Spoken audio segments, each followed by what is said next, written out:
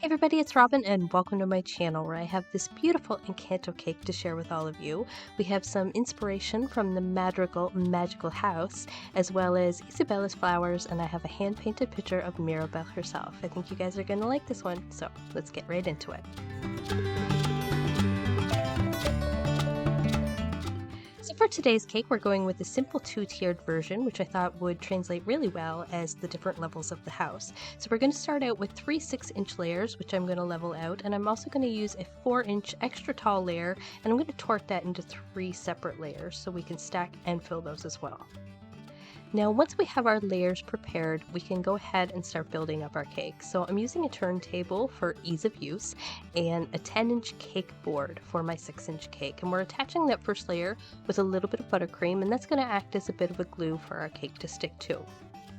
And now once we finish building up all of these layers, we're going to go ahead and seal in all these crumbs using what's called a crumb coat. And this is just a very thin coat of buttercream all over our entire cake to seal in all those crumbs and keep them from showing through on our final coat of icing. And as I always say, this is just a first coat, so it doesn't have to look pretty. So I'm just using a small offset spatula and giving it a very rough coat all over and kind of smoothing it out a little bit, but not being too picky. And now once we have our cake completely sealed in buttercream, it's going to go off to the fridge to chill for a little bit while we work on our second tier of cake.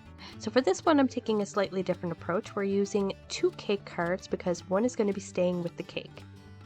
So to keep everything from sliding around, I'm going to use a little bit of buttercream in between the 2 cake cards, and I'm also going to use a little bit in between that last cake card and the first layer of cake. And then we're going to add a nice thick layer of that buttercream in between each of our layers, and then finally finish off with a nice thin crumb coat all over the entire cake. Now, I do find these 4-inch cakes a little bit tricky sometimes because they're so small, so I like to start at the bottom of my cake. That way the buttercream sort of anchors it to the cake board and I can get the job done without it sliding all over the place. So while our cakes are in the fridge chilling, we're going to start working on our hand-painted picture of Mirabel because this one's going to take a little bit of time to make. So I've rolled out a piece of fondant and I've marked off the outline using a homemade stencil, and now I'm going to color it all in using a variety of gel food colors and an extra fine tip paintbrush. And then to prepare our gel food colors and make them a more paintable consistency, I've used a little bit of water to dilute them and thin them out. Now this has given me a much more spreadable color, which I can also build up and create a little bit of dimension and shadowing. So I like to start with my lighter colors first and then gradually work my way up to the darker colors like her hair, which is dark brown. Now I find this really helps prevent any accidents from happening along the way that might not be super fixable because I tend to paint my darker colors a little heavier and they can definitely be at risk for smudging. But there she is, guys. She's complete and I just love that thin black outline. I find it makes it look so dainty and pretty. So now that our cakes have had some time to chill, we can get to stacking. So I'm only using 3 straws for this one because our top tier is very small. We don't have to support a lot of weight, but I am using a little bit of buttercream between the tiers just to make sure everything sticks in place. Now that we have our cake stacked, we're going to pop it in the fridge to firm up for a bit while we work on our next decoration, which is going to be the door for our house. So we're going to make the door itself out of some teal fondant, and we're going to add a fancy little window at the top. Then we're going to add a nice thick decorative brown molding all the way around the outside of the door, which I've created by layering up the brown fondant in certain areas to give it a little bit more depth and dimension, because this is going to be one of our main focal points and I really want this to pop. And so we're just going to add a little more detailing down the sides and then add a golden knob and a knocker to finish it off. So next up we're going to work on our number 2 cake topper, and this one should be pretty easy to make. So I've cut out a number 2 in a very simple font that I liked, and now I'm going to take a toothpick and I'm going to sandwich it in between that number 2 and another piece of fondant underneath, and then we're just going to very simply cut all of that excess away, leaving us with a beautiful number 2 cake topper, which I'm going to set to dry until it's completely firm and ready for our cake. And I also thought it would be cute to dust a little bit of pink luster dust around the outside of our Mirabel painting, so that way it helps her stand out a little bit and it's not just plain old white.